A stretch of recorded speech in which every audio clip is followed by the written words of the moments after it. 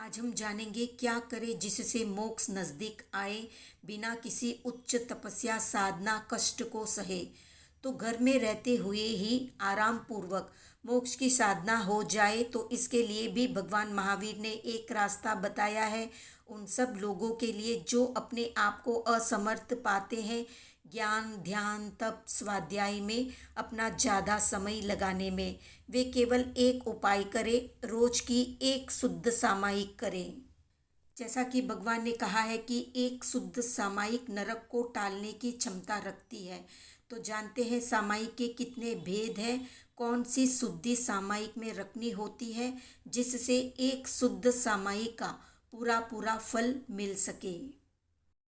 तो सबसे पहले जानते हैं कि सामायिक किसे कहते हैं। तो भगवती सूत्र में कहा गया है कि आत्मा ही सामायिक है और आत्मा आत्म स्वरूप की प्राप्ति ही सामायिक का प्रयोजन है।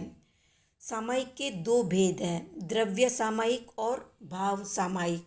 द्रव्य सामायिक यानी समस्त विधि विधानों के अनुसार सामायिक व्रत की आराधना करना द्रव्य सामायिक है। तो आत्मा और आत्मेतर पर पदार्थों का भेद समझकर विषम भावों या विकारों को दूर करके आत्म स्वरूप में स्थित होना भाव सामायिक है। सामायिक की साधना के लिए 4 प्रकार की शुद्धि आवश्यक है, द्रव्य शुद्धि, क्षेत्र शुद्धि, काल शुद्धि और भाव शुद्धि। सबसे पहले जानते हैं द्रव्य शुद्धि के बारे में।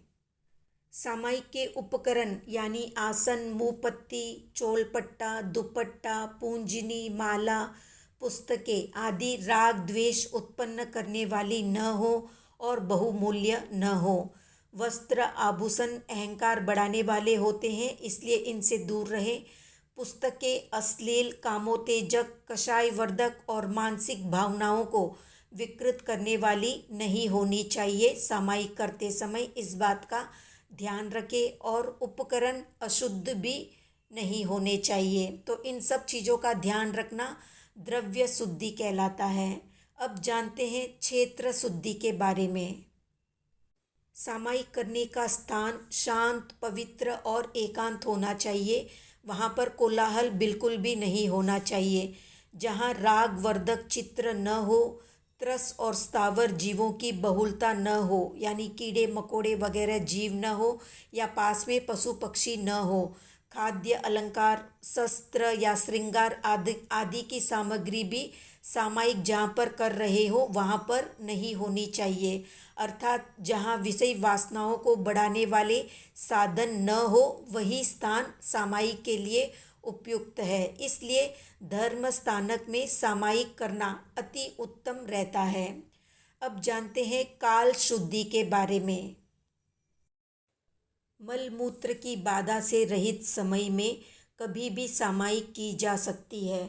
सामायिक के लिए कोई भी काल अशुद्ध नहीं है। यदि किसी व्यक्ति को धर्म करने के लिए थोड़ा ही समय मिलता है तो उसके लिए प्रातःकाल का समय शांत और अनुकूल होता है। नियमित रूप से नियत समय पर नियत स्थान पर की जाने वाली सामायिक का अपना विशेष लाभ होता है। अब जानते हैं भाव शुद्धि क्या होती है।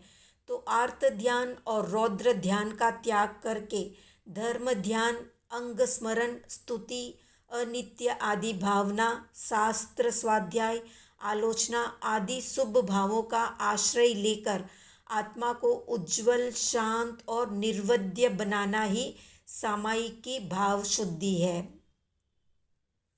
क्रोध आदि के वशीभूत होकर या प्रतिष्ठा के लिए जो सामायिक की जाती है वास्तव में वो एक दूषित सामायिक है।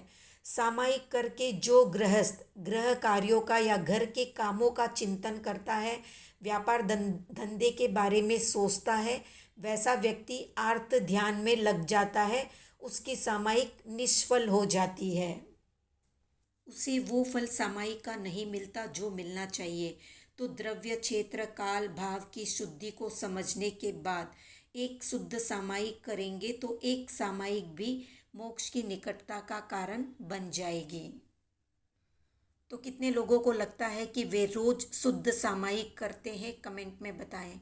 वीडियो पसंद आया तो लाइक शेयर सब्सक्राइब करें।